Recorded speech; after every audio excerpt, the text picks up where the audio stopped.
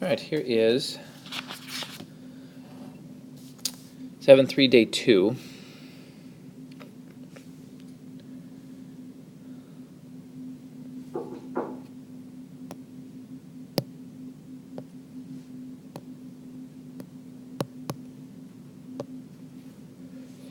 And it's, for this particular lesson, really nothing new concept-wise. All we're going to take a look at is kind of this idea of if your population's not normal, it eventually will be if you take a big enough sample size. That's really all we're taking a peek at. We talked about it in day 1, but here we have another strange shape. The one in day 1 was the really, really strong right skew that we saw with the stolen bases. Here, this is a really funny looking one, and there's a lot more to it in terms of distribution types than we often think.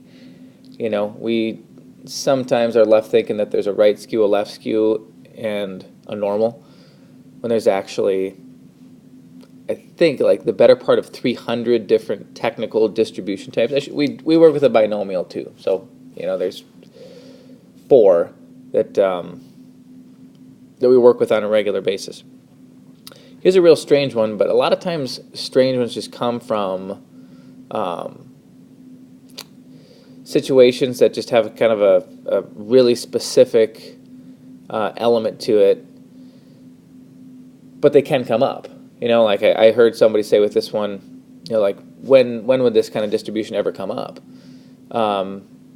This could be the distribution of ages of people at a youth soccer game. You know, on the left side you have those that are playing, who are, you know, young, quite young, probably, you know, whatever age game it is, and parents, right, which would be over on the right side. If you have something like that, you would get a distribution where everybody at this, you know, event is either really young or much older, and you get like nobody in the middle. Okay, I picked it because unlike the stolen bases one, I want to go through 3 different sampling distributions, okay, to show you that there really is something to this magic number of 30. All right, here at n equals 2, you can already see it looks much different because here we've taken random samples of 2. And for the data down here, I'm going to, just to keep it simple, I'm going to hypothetically say that was our context, okay, the whole soccer game. If you got samples down there, it means you randomly selected 2 kids. 2 adults. And if you're in the middle, then you randomly selected 1 of each. Okay?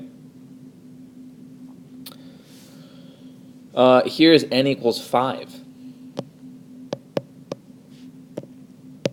It almost looks like a normal curve is starting to come, and these gaps are getting filled in, right?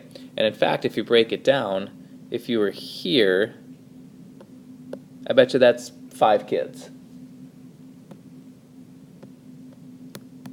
4 kids, 1 adult. 3 kids, 2 adults. 2 kids, 3 adults. 1 kid, 4 adults. Parents, I really should say. That's kind of the, whoops. And there would be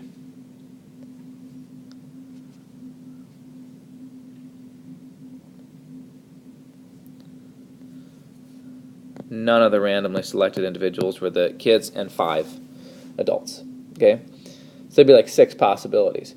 You go down here, we're not even to 30 yet, and you can see the gaps between, there would be like 26 possibilities now of, you know, if you're way, way down here, here's maybe the really remote possibility that you randomly selected 25 kids.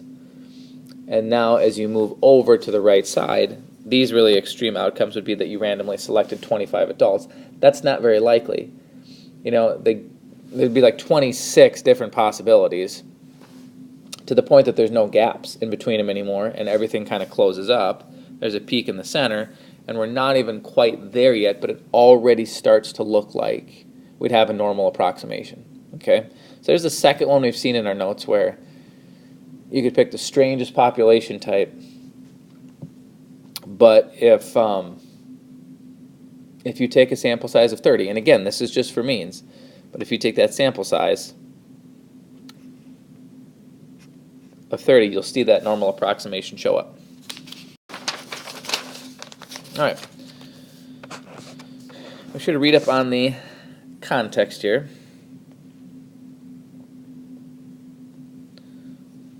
We're looking for the probability that the total number of texts in the last 24 hours for us is greater than 1,000 for a random sample of 50. Now, it's kind of a funny way of saying it. I don't love the way they word this problem, but it's really that we would get a sample mean of 20. You know, based off that data, more or less is what it's saying. Yeah, we get a random sample of 20 or bigger. In our plan step, this is always where we address our conditions.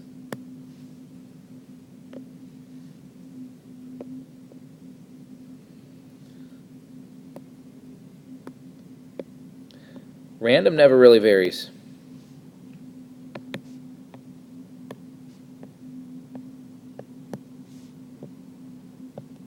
It says in the problem, we have a random sample of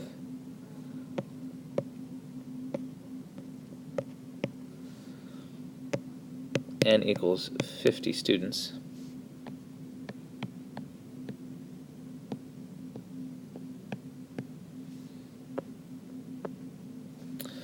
Second one, now it says right here, right, distribution is right skewed.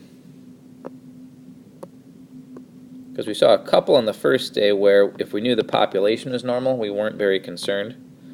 But here I'll verify n is 50, which is over our magic number of 30. Okay? So a normal approximation is okay to use.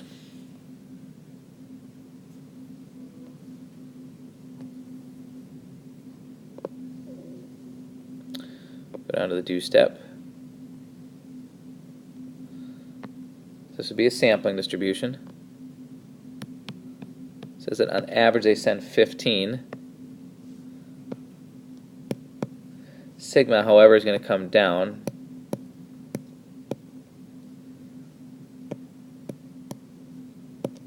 (35) square root 50. So on average, we'd expect repeated samples to vary by about 5 texts per student.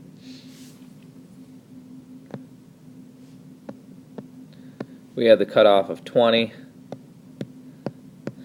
And are looking for that shaded area.